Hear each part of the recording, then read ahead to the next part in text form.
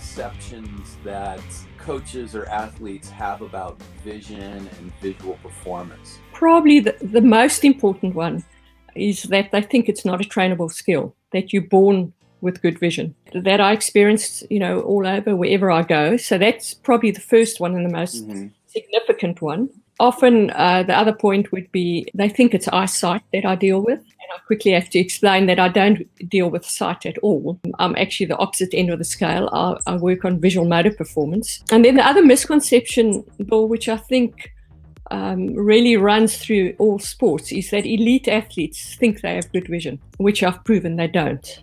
We have strengths and weaknesses in our visual motor system exactly as we do in our physical system. So those 3 points I think are the most important, or the most important misconceptions. Mm-hmm. Okay, let me try one on for size. People see the same, but you alluded to this earlier, that you saw differently than other people, but pretty much and I got this from a podcast that you were on, that you've tested all these athletes and no two see exactly alike. I'm also referring back to the podcast that I heard that you were on, and you had referenced the fact that you're working with certain high level of teams, and that if they make a 1% improvement, make one more better decision per game collectively, that can be a pretty dramatic improvement. But it seems pretty marginal. When taken alone. But what's kind of the high end? What are some of the major sort of breakthroughs that you've seen?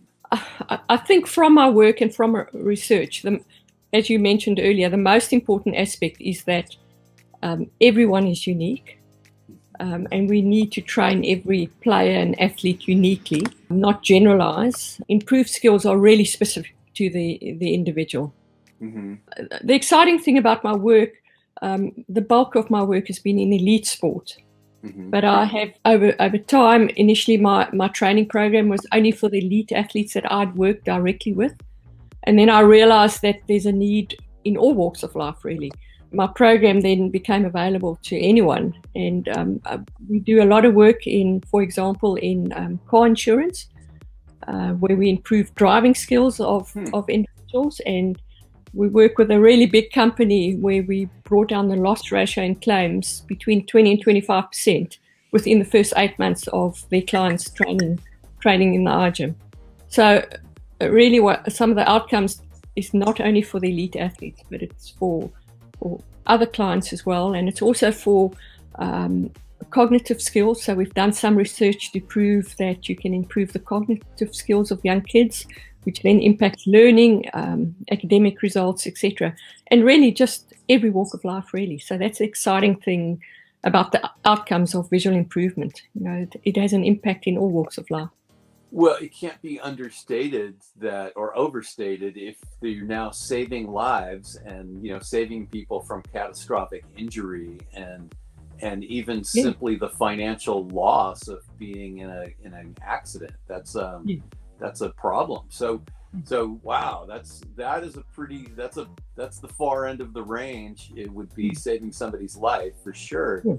But now, do you have any anecdotal stories of players who had a dramatic improvement in their individual play, or teams that had a breakthrough because now they saw the light? I've been involved in World Cups, Olympic gold medals, and all kinds of stuff, and the real success rate of the work that I do is not only giving them training programs, but also then working with the individual and teaching the individual how to best use their system for performance on the field, relevant to position, relevant to the sport you play in.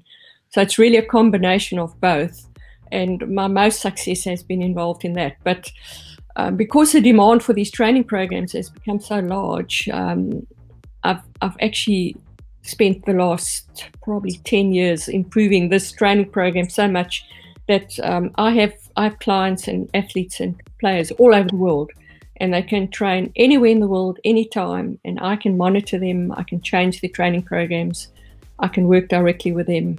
So it's really gone from originally manually working, training with athletes, to where it is today, where people all over the world train on the program.